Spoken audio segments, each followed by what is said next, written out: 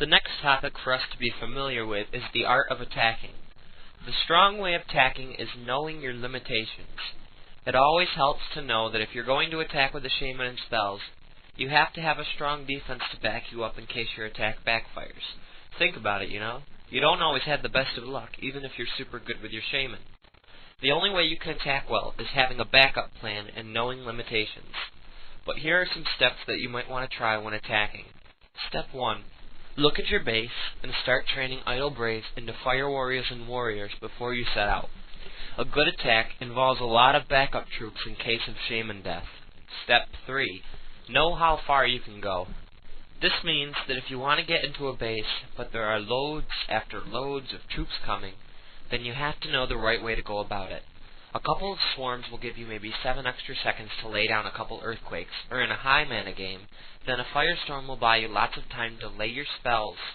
But once it's gone, and the fire warriors have all spread out, they're probably all coming towards your shaman and you're going to die. This is not the way you want to attack. You want to get in that base and make the most of your attack, not die. This means that if you kill the enemy shaman and know she's coming back soon, get onto higher ground, or keep moving around, swarming all the troops that come at you, and then lightning her and immediately get out. Because if you let her go and you try and escape from the base unharmed, then you probably won't make it and you'll die. You always want to get in there, get your spells unleashed, and escape to protect your base. You never want to not have a defense and hope that you can cripple them with lots of spells in their base, but as you're leaving, get shocked and end up letting them get revenge and take a stab at you. Step 4. Watch your base from the enemy you're attacking.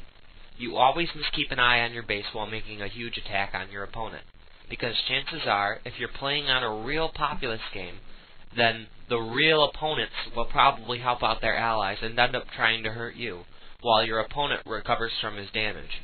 Or your opponent could just be sneaking around some other way to your base. Step 5. Know your enemy. This is very simple. You play with somebody long enough, you tend to know what they do. Take this as a miracle from God. If they do something like this that you know they do every game, or they have a certain weakness they do every game, exploit it, which means find it, and then use it every game against them to your advantage. If you know your enemy, then you have a huge advantage. And that's it. That's the end of this attacking tutorial. Hopefully it helps you become a much better player, and you'll be able to do a lot more than you normally could have before. Hopefully this training has helped you out.